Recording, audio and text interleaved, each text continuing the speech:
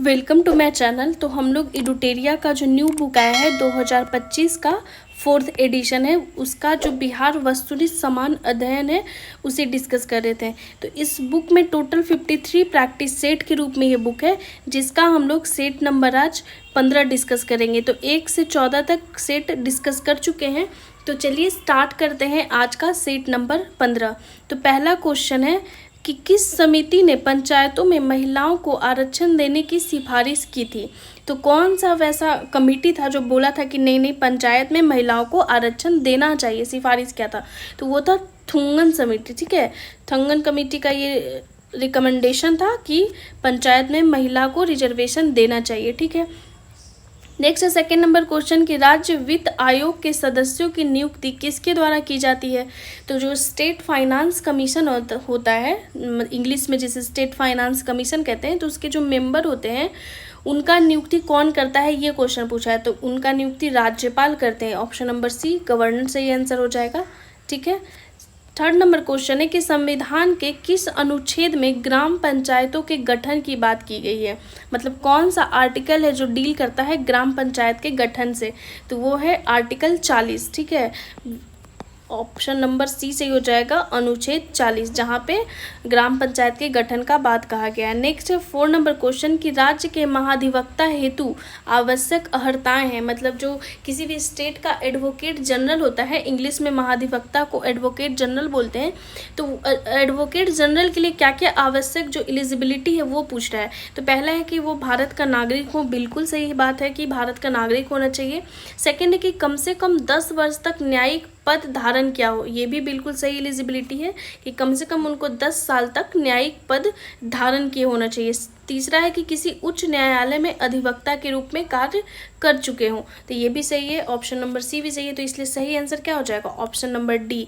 ये जो तीनों एलिजिबिलिटी मेंशन है तीनों ऑप्शन में, वो बिल्कुल सही है राज्य के महाधिवक्ता के लिए। नेक्स्ट है 5वां क्वेश्चन कि राज्य महिला आयोग के कार्य हैं। हर स्टेट में एक महिला आयोग होता है, तो बोल रहा है कि उस महिला आयोग का क्या कार्य होता है। तो पहला है कि महिलाओं के अधिकारों की रक्षा हेतु काम करना, तो बिल्कुल सही बात है।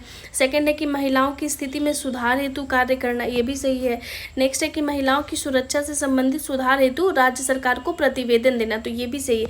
ये सारे काम जो है राज्य महिला आयोग के हैं, क्योंकि वो वुमेन के राइट के बारे में, उनके कंडीशन के बारे में, उनके सेफ्टी सिक्योरिटी से रिलेटेड जो भी रिकमेंडेशन है वो स्टेट गवर्नमेंट को दे सकता है। तो ये सारे काम राज्य महिला आयोग के हैं, इसलिए ऑप्शन नंबर डी सही हो जाएगा, उपयुक्त में से एक से अधिक। नेक्स्ट है 6ठा नंबर क्वेश्चन कि नगर निकायों के सदस्यों का कार्यकाल होता है। मतलब जो नगर निकाय में जो मेंबर होते हैं उनका कार्यकाल कितने दिन के लिए होता है।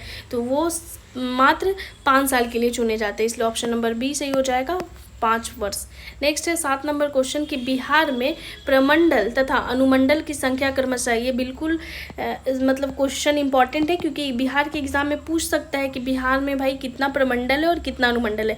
तो आपको पता होना चाहिए कि यहाँ जो टोटल प्रमंडल है वो 9 है और अनुमंडल टोटल 9 प्रमंडल और अनुमंडल 101 है, इसलिए ऑप्शन नंबर बी सही हो जाएगा, 9 एवं 101। और जिला कितना है? तो यहाँ टोटल 38 जिला है।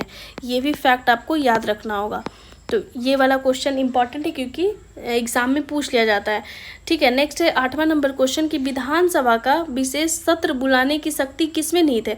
विधानसभा यानी कि लेजिस्लेटिव असेंबली, तो लेजिस्लेटिव असेंबली का जो स्पेशल सेशन होता है उसको बुलाने का पावर किनके पास है, ये पूछा है। तो ये पावर हमेशा राज्य के राज्यपाल के पास होता है, तो ऑप्शन नंबर ए सही हो जाएगा, राज्यपाल। ठीक है, गवर्नर के पास ऐसा राइट है कि वो स्पेशल सेशन बुला सकते हैं।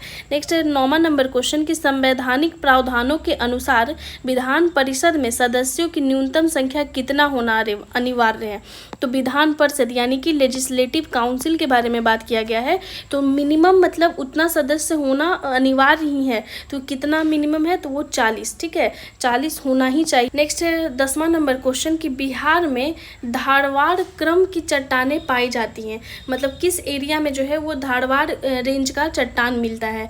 तो वो दक्षिण पूर्व में होता है। अगर रफली अगर हम यहाँ पे बिहार का मैप को ड्रॉ करते हैं, ठीक है, अगर ये बिहार है और यहाँ से गंगा नदी है, ठीक है। तो पूछ रहा है धारवाड़ क्रम की चट्टानें, तो धारवाड़ क्रम की चट्टानें इस वाले एरिया में मिलता है। तो ये कौन सा एरिया हो गया, ये हो गया दक्षिण पूर्व वाला एरिया, इसलिए ऑप्शन नंबर ए सही हो जाएगा। अगर विंध्यन रेंज पूछता तो इधर विंध्यन रेंज पाया जाता है, ठीक है। तो इधर है विंध्यन रेंज और इधर है धारवाड़। तो ये क्वेश्चन हमेशा पूछा गया है एग्जाम में, बीपीएससी के द्वारा या फिर कोई भी बिहार के एग्जाम में। नेक्स्ट 11 नंबर क्वेश्चन के निम्नलिखित में से कौन सी नदी गंगा में उत्तर दिशा से नहीं मिलती है। क्वेश्चन एकदम ध्यान से पढ़ना है कि क्या पूछा गया है। बोला है कि नहीं मिलती है उत्तर दिशा से, ठीक है। तो इसका सही आंसर क्या हो जाएगा, कर्मनाशा नदी, क्योंकि कर्मनाशा जो है बिहार में दक्षिण दिशा से मिलने वाली नदी है। अगर बिहार को रफली यहाँ पे फिर से हम लोग ड्रॉ करते हैं, ठीक है। अगर ये बिहार है आपका, ठीक है, यहाँ पे गंगा नदी है, तो जो कर्मनाशा नदी है यहाँ पे गंगा से चौसा के निकट मिल जाती है, ठीक है। तो ये दक्षिण की ओर से मिलने वाली नदी है, इसलिए ऑप्शन नंबर सी सही हो जाएगा। कर्मनाशा जो है उत्तर से नहीं मिलती, बाकी बलान नदी या फिर कमला, बागमती, कोसी, बूढ़ी गंडक, गंडक, ये सारी नदियाँ उत्तर से गंगा में मिलती है, ठीक है, उत्तर दिशा से। नेक्स्ट है 12 नंबर क्वेश्चन की फल्गु नदी का उद्गम स्थल है। ये सब क्वेश्चन हमेशा पूछता है, कोई भी नदी का उद्गम स्थल या फिर बिहार में जो नदी है वो गंगा में किस स्थान पे मिलती है, ये भी क्वेश्चन पूछा जाता है बिहार में, ठीक है। तो फल्गु नदी का जो उद्गम स्थल है वो है छोटा नागपुर पठार, इसलिए 12 का आंसर हो जाएगा बी, छोटा नागपुर पठार से ही फल्गु नदी का उद्गम हुआ है। नेक्स्ट है 13 नंबर क्वेश्चन की निम्नलिखित में से कौन सा जलकुंड बिहार का सबसे गर्म जलकुंड है। तो आपको भी पता है कि ये कौन सा जलकुंड है, तो ये ब्रह्मकुंड है। ब्रह्मकुंड कहाँ है, ये गर्म जलकुंड ये राजगीर में है, ठीक है। तो आपको ये चीज़ याद रखना है, ये फैक्ट कि ये जो ब्रह्मकुंड है वो राजगीर नालंदा जिला में है, ठीक है। तो ऑप्शन नंबर सी सही हो जाएगा, ब्रह्मकुंड, जो कि बिहार का सबसे गर्म जलकुंड है, सी हो जाएगा, ठीक है। नेक्स्ट है 14 नंबर क्वेश्चन की बिहार राज्य आपदा प्रबंधन प्राधिकरण, जिसे हम लोग BSDMA फुल फॉर्म हो जाएगा, Bihar state disaster management authority की स्थापना किस वर्ष की गई थी। जाहिर सी बात है क्वेश्चन पूछ सकता है कि BSDMA की स्थापना कब हुआ था, तो ये 2007 में हुआ था, इसलिए ऑप्शन नंबर सी सही हो जाएगा, 2007। नेक्स्ट है 15 नंबर क्वेश्चन की बिहार में कितने भूकंपीय क्षेत्र पाए जाते हैं। तो ये 3 भूकंपीय क्षेत्र पाए जाते हैं, ऑप्शन नंबर 3। मैंने इसे गूगल भी किया था, तो गूगल में भी बताया गया था कि जो बिहार में 3 जोन पाया जाता है वो है जोन 3, जोन 4 और जोन 5, ठीक है। तो कहीं कहीं पे 4 भी दिखाया गया है कि 4 में विभाजित किया गया है, लेकिन यहाँ पे भी जो आंसर है वो 3 ही दिया है, ठीक है। नेक्स्ट है 16 नंबर क्वेश्चन की विक्रमशिला गंगेय डॉल्फिन अभयारण्य कहाँ स्थित है। तो ये भागलपुर में स्थित है, इसलिए ऑप्शन नंबर ए सही हो जाएगा, भागलपुर। नेक्स्ट है बिहार में किसानों की आय को बढ़ाने तथा कृषि समग्र के विकास हेतु प्रथम कृषि रोड मैप फर्स्ट का शुभारंभ कब किया गया था। तो कृषि रोड मैप बिहार सरकार का एक बहुत अच्छा इनिशिएटिव है, तो ये हमेशा इसे क्वेश्चन पूछता है। अभी प्रेजेंट में कृषि रोड मैप 4 चल रहा है, तो पूछ रहा है पहला कब शुरू हुआ था, तो ये जाहिर सी बात है क्वेश्चन आ सकता है। तो पहला 2008 में ही शुरू हुआ था, इसलिए ऑप्शन नंबर ए सही हो जाएगा। नेक्स्ट है 18 नंबर क्वेश्चन कि बिहार का एकमात्र जिला कौन सा है जहाँ इरी रेशम का उत्पादन होता है। तो एकमात्र वो जिला है जहाँ इरी रेशम का प्रोडक्शन होता है, तो वो जिला है बेगूसराय, इसलिए ऑप्शन नंबर बी सही हो जाएगा, 18 का बेगूसराय, ठीक है। नेक्स्ट है 19 नंबर क्वेश्चन कि बिहार का पहला अंग्रेजी दैनिक समाचार पत्र कौन सा है। तो बिहार का पहला जो है जो इंग्लिश में डेली न्यूज़पेपर आता था उसका नाम पूछा है, तो वो सर्चलाइट है, ठीक है। तो ये सब फैक्ट एग्जामिनेशन में पूछ लिया जाता है, कोई भी चीज़ अगर पहला हो तो इम्पॉर्टेंट हो जाता है, तो ये पहला इंग्लिश न्यूज़पेपर था इसलिए इम्पॉर्टेंट है, सर्च लाइट। नेक्स्ट है 20 नंबर क्वेश्चन कि महान स्वतंत्रता सेनानी जयप्रकाश नारायण को किस वर्ष भारत के सर्वोच्च नागरिक सम्मान भारत रत्न से सम्मानित किया गया था।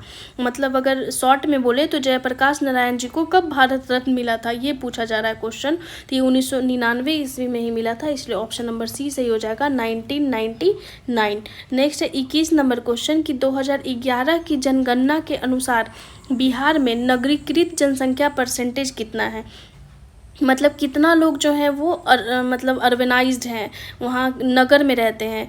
तो ये इसका जो संख्या है वो बहुत ही कम है, मात्र 11.3% जो पॉपुलेशन है वो नगरीकृत है, यानी कि अर्बनाइज्ड है। इसलिए ऑप्शन नंबर बी सही हो जाएगा 11.3। तो ये फैक्ट हमेशा बीपीएससी पूछ चुका है, ठीक है, कि सेंसस 11 के अनुसार बताइए कि कितना जनसंख्या नगर में निवास करता है या फिर कितनी जनसंख्या गाँव में निवास करती है। नेक्स्ट है 22 नंबर क्वेश्चन कि बिहार के अधिकतम जनसंख्या घनत्व वाले जिलों का सही क्रम है। मतलब जो मैक्सिमम जहाँ पे पॉपुलेशन डेंसिटी है उसका क्रम पूछ रहा है। तो सबसे ज़्यादा जनसंख्या घनत्व कहाँ है? शिवहर में, उसके बाद पटना में है, उसके बाद दरभंगा में। तो ऑप्शन नंबर ए सही हो जाएगा, शिवहर, पटना, देन दरभंगा। नेक्स्ट है 23 नंबर क्वेश्चन कि गन्ने से गुड़ उत्पादन को उद्योग का दर्जा देने वाला देश का पहला राज्य कौन है? तो ये पहला राज्य बिहार है, जो कि गन्ना से जो गुड़ का प्रोडक्शन होता है उसको उद्योग का दर्जा दिया है। तो ऑप्शन नंबर सी सही हो जाएगा कि बिहार पहला राज्य बन गया है गन्ने से गुड़ उत्पादन को उद्योग का दर्जा देने वाला। नेक्स्ट है 24 नंबर क्वेश्चन कि संविधान के किस अनुच्छेद के तहत बिहार में द्विसदनात्मक विधानमंडल की व्यवस्था की गई है? जैसा कि आपको पता है कि बिहार में द्विसदनात्मक यानी कि यहाँ लेजिस्लेटिव असेंबली, जिसे आप हिंदी में विधानसभा कहते हैं, लेजिस्लेटिव असेंबली होता है, और दूसरा है लेजिस्लेटिव काउंसिल, ठीक है, जिसे हिंदी में आप विधान परिषद कहते हैं। तो बिहार में विधानसभा भी है और विधान परिषद भी है, इसलिए इसे द्विसदनात्मक विधानमंडल व्यवस्था भी कहते हैं। तो ये पूछा है कि किस आर्टिकल में ये मेंशन है, ठीक है, तो इसका आर्टिकल है अनुच्छेद 168, आर्टिकल 168(24) का हो जाएगा सी आंसर, जिसमें मेंशन है कि द्विसदनात्मक विधानमंडल व्यवस्था। नेक्स्ट है 25 नंबर क्वेश्चन कि बिहार में विद्युत रेल इंजन कारखाना स्थित है। तो आपको बताना है कि जो इलेक्ट्रिक जो रेल इंजन का कारखाना है वो मधेपुरा में स्थित है, इसलिए ऑप्शन नंबर ए सही हो जाएगा। क्वेश्चन को बिल्कुल ध्यान से पढ़ना है, यहाँ पे इलेक्ट्रिक के बारे में पूछा है, तो इलेक्ट्रिक का एकमात्र मधेपुरा में ही है बिहार में, ठीक है। नेक्स्ट है 26 नंबर क्वेश्चन कि 1857 के विद्रोह के समय पटना का कमिश्नर कौन था? मोस्ट रिपीटेड क्वेश्चन है, हर सेट में ये क्वेश्चन मिला ही मिला है। एग्जाम में भी पूछा गया कि 1857 का जब विद्रोह हो रहा था तो उस समय पटना का कमिश्नर कौन था? तो उस समय पटना का कमिश्नर था विलियम टेलर।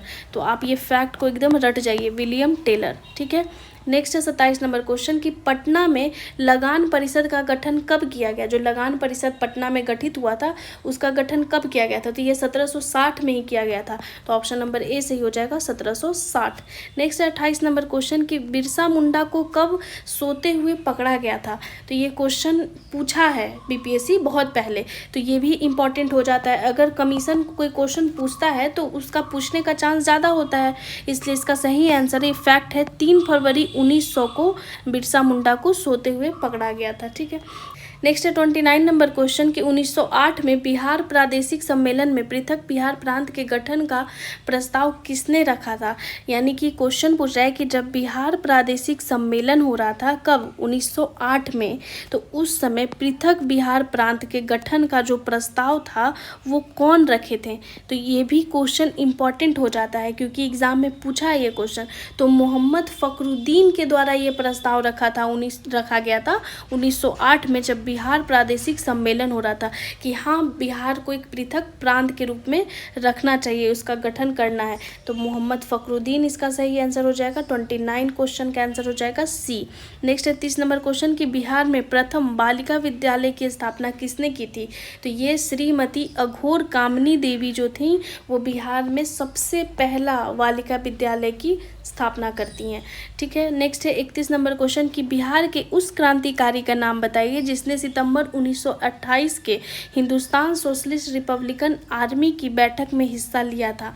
मतलब जब HSRA, जिसका शॉर्ट फॉर्म है हिंदुस्तान सोशलिस्ट रिपब्लिकन आर्मी का, तो उसके मीटिंग में बिहार से कौन जो था क्रांतिकारी वहाँ जाके हिस्सा लिए थे? तो वो थे फणींद्र नाथ घोष। याद रखिएगा, फणींद्र नाथ घोष ही थे जो HSRA का जो बैठक हुआ था सितंबर 1928 वाला, उसमें हिस्सा लिए थे। नेक्स्ट है 32 नंबर क्वेश्चन कि पटना का अंतिम वहाबी नेता कौन था? तो वो थे अहमदुल्ला, ठीक है, अहमदुल्ला, ऑप्शन नंबर बी सही हो जाएगा। नेक्स्ट है 33 नंबर क्वेश्चन कि नमक सत्याग्रह के समय श्री कृष्ण को कहाँ से गिरफ्तार किया गया था? तो ये क्वेश्चन पूछ सकता है कि जब नमक सत्याग्रह हुआ था तो श्री कृष्ण को गिरफ्तार कहाँ से कर लिया गया था? इंपॉर्टेंट है, तो ये बेगूसराय से उनको गिरफ्तार कर लिया गया था, इसलिए ऑप्शन नंबर बी सही हो हो जाएगा बेगूसराय। ठीक है, बेगूसराय से श्री कृष्ण सिंह को गिरफ्तार कर लिया गया था। नेक्स्ट 34 नंबर क्वेश्चन की पटना में अखिल भारतीय महिला सम्मेलन का आयोजन कब किया गया था? मतलब जो ऑल इंडिया वुमेन कॉन्फ्रेंस होता है पैन इंडिया लेवल पे, वो पटना में कब आयोजित हुआ था? तो ये 1929 ईस्वी में आयोजित हुआ था, इसलिए ऑप्शन नंबर ए सही हो जाएगा 34 का 1929। नेक्स्ट है असहयोग आंदोलन के दौरान प्रिंस ऑफ वेल्स का पटना आगमन कब हुआ था? तो जब असहयोग आंदोलन चल रहा था तो उस समय प्रिंस ऑफ वेल्स पटना आए थे। तो पूछा कि पटना कब आए थे? तो वो पटना आए थे 22 दिसंबर 1921 में, इसलिए ऑप्शन नंबर सी सही हो जाएगा 22 दिसंबर 1921। नेक्स्ट है 36 नंबर क्वेश्चन कि बिहार प्रांतीय प्रोविंशियल किसान सभा के प्रथम अध्यक्ष थे। तो ये जो किसान सभा वाला क्वेश्चन होता है वो इम्पॉर्टेंट होता है, एग्जाम में पूछ ही लेता है। तो जो बिहार प्रांत का जो प्रोविंशियल किसान सभा था उसके जो प्रथम अध्यक्ष बने थे वो स्वामी सहजानंद ही बने थे, इसलिए ऑप्शन नंबर सी सही हो जाएगा स्वामी सहजानंद। नेक्स्ट है 37 नंबर क्वेश्चन कि बिहार में पहला कांग्रेसी मंत्रिमंडल का गठन कब हुआ था? तो इसका गठन हुआ था 20 जुलाई 1937 ईस्वी को, तो ऑप्शन नंबर सी सही हो जाएगा। ये सब फैक्ट आपको याद रखना है क्योंकि एग्जामिनेशन के लिए ये सब फैक्ट इंपॉर्टेंट है। बिहार में पहला कांग्रेसी मंत्रिमंडल का गठन 20 जुलाई 1937 को हुआ था। नेक्स्ट 38 नंबर क्वेश्चन कि जयप्रकाश नारायण किस आंदोलन से संबंधित थे? तो बहुत ही अच्छा क्वेश्चन है। तो जो जयप्रकाश नारायण थे वो भारत छोड़ो आंदोलन से बहुत ज़्यादा संबंधित थे। वो हजारीबाग जेल से भी भाग गए थे भारत छोड़ो आंदोलन के दौरान, और फिर गुरिल्ला वॉरफेयर किए थे ध्रुव दल का निर्माण करके। ठीक है, तो आज़ाद दस्ता उसी समय फेमस हुआ था। तो ये सब जो फैक्ट है वो बहुत ही इंपॉर्टेंट है, एग्जाम में इसी से पूछ लेता है। बीपीएससी एक बार पूछा है कि जयप्रकाश नारायण किस जेल से भागे थे भारत छोड़ो आंदोलन के दौरान? तो वो हजारीबाग जेल से भाग गए थे। नेक्स्ट है 39 नंबर क्वेश्चन कि किस सिख गुरु ने सर्वप्रथम बिहार का भ्रमण किया था? मतलब कौन सिख गुरु थे जो सबसे पहले बिहार का भ्रमण किए थे? तो वो गुरु नानक देव थे, ऑप्शन नंबर बी सही हो जाएगा Guru Nanak Dev. Next 40 number question कि नालंदा विश्वविद्यालय में किस विदेशी यात्री ने अध्ययन नहीं किया था? क्वेश्चन को ध्यान से पढ़ना है। इसमें पूछा है कि कौन जो था वो नालंदा यूनिवर्सिटी में नहीं पढ़ा है, तो वो है Ibn Battuta. Ibn Battuta Muhammad bin Tughlaq के काल में आया था, इसलिए इसका सही आंसर सी हो जाएगा इब्न बतूता। बाकी जो धर्म स्वामीन या फिर इत्सिंग या फिर फाहियान, ये सब जो थे वो नालंदा यूनिवर्सिटी में पढ़े हैं और ये सब विदेशी यात्री थे। ठीक है, और इब्न बतूता कहाँ से आया था? तो ये मोरक्को से आया था, ये भी फैक्ट आप याद रखिएगा, और मोहम्मद बिन तुगलक के समय आया था ये। ठीक है, 41 नंबर क्वेश्चन है कि बिहार का शासक मलिक इब्राहिम या मलिक बयां किस वंश से संबंधित था? जो ये क्वेश्चन जो है मलिक इब्राहिम के बारे में ये क्वेश्चन पूछा गया है। तो जो मलिक इब्राहिम या फिर इसको मलिक बयां के नाम से भी हम लोग जानते हैं, तो ये तुगलक वंश से संबंधित है, इसलिए ऑप्शन नंबर सी सही हो जाएगा 41 का तुगलक वंश। ठीक है, नेक्स्ट है 42 नंबर क्वेश्चन कि मगध के किस परवर्ती गुप्त शासक ने अश्वमेध यज्ञ का आयोजन किया था? तो ये करने वाले थे आदित्य सेन, इसलिए ऑप्शन नंबर ए सही हो जाएगा आदित्य सेन। नेक्स्ट है 43 नंबर क्वेश्चन कि प्रयाग प्रशस्ति में किस सम्राट के विजय अभियानों की चर्चा की गई है?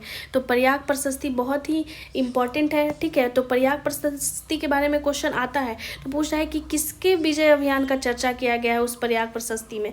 तो वो जो था समुद्रगुप्त का ही चर्चा है प्रयाग प्रशस्ति में। ठीक है, वो जितना भी विजय अभियान अपना किया था, जो भी जीता था, उसके बारे में प्रयाग प्रशस्ति में ही मेंशन है। नेक्स्ट है 44 नंबर क्वेश्चन कि किस शासक ने वैशाली के लिच्छवी राजकुमारी कुमार देवी से विवाह किया था? तो ये कौन विवाह किया था? तो ये चंद्रगुप्त प्रथम जो था वो लिच्छवी राजकुमारी कुमार देवी से विवाह कर लिया था, इसलिए ऑप्शन नंबर सी सही हो जाएगा चंद्रगुप्त प्रथम। ठीक है, नेक्स्ट है 45 नंबर क्वेश्चन कि मगध के किस शासक ने गंगा और सोन के संगम पर पाटलिपुत्र नगर को बसाया था? तो ये कौन था? उदयन। ये क्वेश्चन घुमा के पूछा है कि गंगा और सोन के संगम पर पाटलिपुत्र नगर को बसाया। ऐसे भी पूछ सकता है कि पाटलिपुत्र को कौन बसाया, या पाटलिपुत्र को परमानेंट जो राजधानी था वो कौन बनाया? तो ये सब उदयन है कि पाटलिपुत्र नगर को बसाया था। नेक्स्ट 46 नंबर क्वेश्चन कि हर्यक वंश के किस शासक को कुनिक उपनाम से जाना जाता है? ये भी क्वेश्चन बहुत ही इंपॉर्टेंट है। तो कुनिक के नाम से हम लोग किसको जानते हैं? अजात शत्रु को जानते हैं। ये किस वंश से बिलोंग करता था? तो ये हर्यक वंश से बिलोंग करता था। ठीक है, कुनिक अजात शत्रु को बोलते हैं। नेक्स्ट है 47 नंबर क्वेश्चन कि बिहार से प्राप्त होने वाले अशोक के स्तंभ लेख नहीं है, मतलब ये चारों में कौन जो है वो स्तंभ लेख नहीं है। क्वेश्चन को ध्यान से पढ़ना है। तो लौरिया अरेराज ये है, लौरिया नंदनगढ़ ये भी है, रामपुरवा भी, ये तीनों स्तंभ लेख है, बट रुमन देई जो है वो नहीं है, ठीक है, बिहार से प्राप्त होने वाला, इसलिए ऑप्शन नंबर सी सही हो जाएगा, ये बिहार से नहीं मिला है। नेक्स्ट 48 नंबर क्वेश्चन कि मगध के किस शासक को बौद्ध ग्रंथों में उग्रसेन अर्थात प्रचंड सेना का स्वामी कहा गया है। ये भी इंपॉर्टेंट है कि कौन मगध का वो शासक था जिसको उपाधि मिला था कि प्रचंड सेना का स्वामी है, या फिर बौद्ध ग्रंथ में उसको उग्रसेन बोला गया है। तो ये बोला गया था महापद्मनंद को, ऑप्शन नंबर बी सही हो जाएगा, महापद्मनंद को ही उग्रसेन अर्थात प्रचंड सेना का स्वामी बौद्ध ग्रंथ में मेंशन किया गया है। मगध का ये शासक था, ठीक है। नेक्स्ट 49 नंबर क्वेश्चन कि पटना में स्थित गोलघर का निर्माण किस गवर्नर जनरल के काल में हुआ था। ये भी क्वेश्चन बीपीएससी पूछ चुका है। तो पटना में जो गोलघर का निर्माण हुआ था वो किसके शासनकाल में हुआ था, तो लॉर्ड कर्नवालिस के शासनकाल में हुआ था, ठीक है। तो लॉर्ड कर्नवालिस उस समय गवर्नर जनरल था। तो ये क्वेश्चन इंपॉर्टेंट है कि किस गवर्नर जनरल के शासनकाल में गोलघर का निर्माण होता है, तो लॉर्ड कर्नवालिस।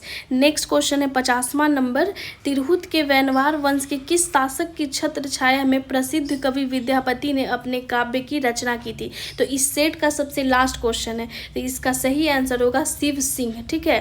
तो शिव सिंह के छत्र छाया में ही जो विद्यापति थे वो अपने काव्य की रचना किए थे। और ये जो शिव सिंह थे वो किस वंश के थे, तो तिरहुत के वैनवार वंश के थे। ये भी याद रखना, ये फैक्ट यहाँ पे, ठीक है। तो तिरहुत के वैनवार वंश के शिव सिंह की छत्रछाया में ही प्रसिद्ध कवि जो विद्यापति थे अपने काव्य की रचना किए थे। तो इस तरीके से इस सेट का 15वां जो सेट है उसका 50वां क्वेश्चन कंप्लीट होता है। तो एक सेट में टोटल 85 क्वेश्चन है, ठीक है। तो नेक्स्ट वीडियो में हम लोग आगे का सीरीज डिस्कस करेंगे। तो अगर आपको ये सीरीज अच्छा लगता है तो ज़्यादा से ज़्यादा लाइक कीजिए।